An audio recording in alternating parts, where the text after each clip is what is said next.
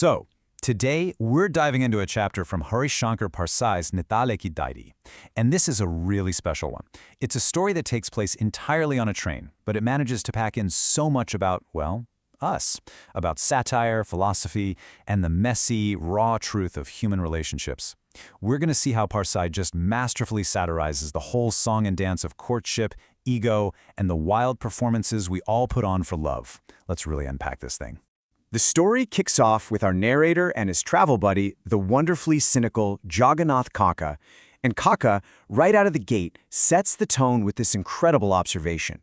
He compares these rowdy wedding guests to wild animals. It's hilarious, but it's also sharp. Right there, Parsai is holding up this satirical mirror to society, showing how our celebrations can so easily tip over into chaos. This is our first taste of his genius. All right, so here's our roadmap. We're going to follow Kaka's sharp eye as he breaks down this live human drama unfolding right in front of him. We'll look at the initial performance, see where the strategy goes wrong, watch the disastrous mistake, and then the incredible reversal. And at the end, we'll see the timeless lesson Parsai leaves for us all. Okay, so they've found a spot away from the wedding chaos. Our narrator tries to talk about serious world affairs, American bombings, political protests. But Kaka, he couldn't care less. He just waves it all away and points to what he calls the real problem, the immediate drama, happening right in their train car. A trio of passengers, an old woman, a young woman, and a very, very attentive young man. Now, the narrator just assumes the young man is the woman's son, but Kaka, he sees what's really going on. He makes this brilliant deduction. Yeah, all the man's actions are directed at the mother, but his eyes, they keep flicking over to the daughter, checking for her reaction, for her approval. He's not a son, he's a suitor, and he's on the very long, very winding road to becoming a lover. And this brings us to Kaka's next big insight. He realizes what he's watching isn't just a guy being nice. No, it's a carefully constructed performance. It's a clumsy, transparent bit of theater.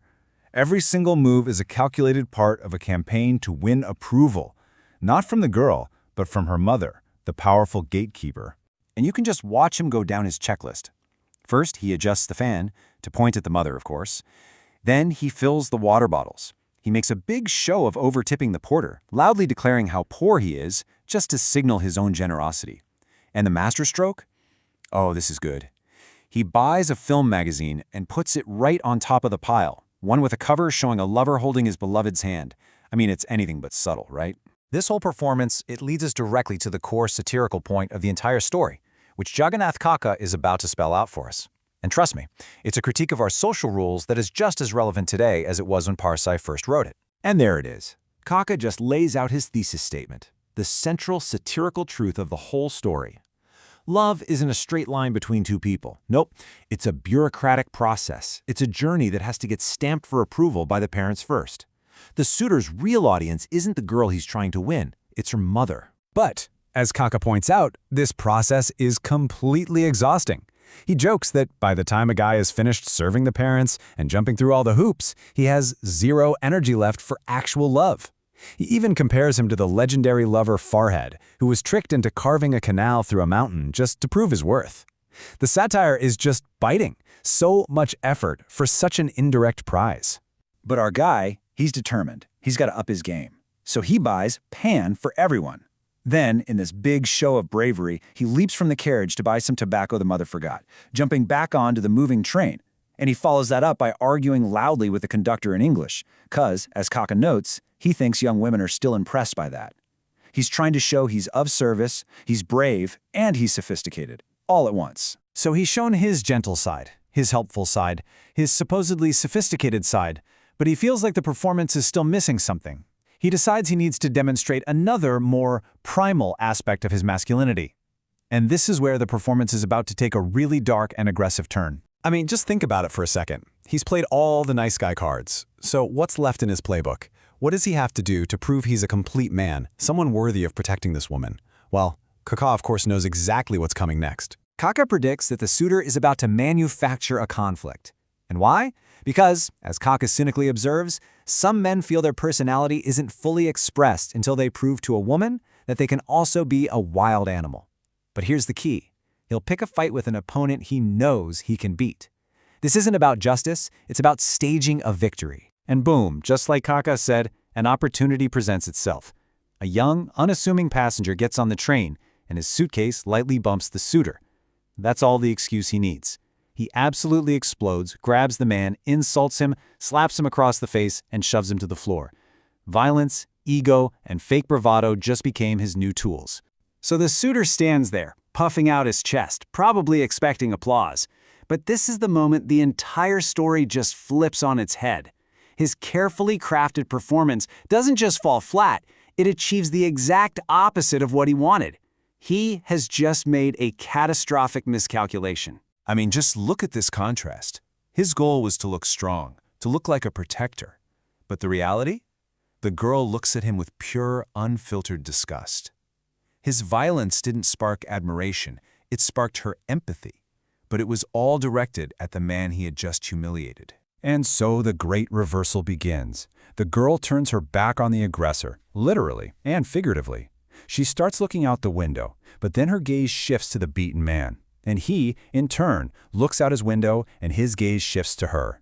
A silent, brand new connection is being forged, right there, born not from a display of power, but from a moment of shared vulnerability. And Kaka, acting like a philosopher of everyday life, just sums up this profound psychological shift perfectly. The woman, he says, gives herself to the one who is beaten.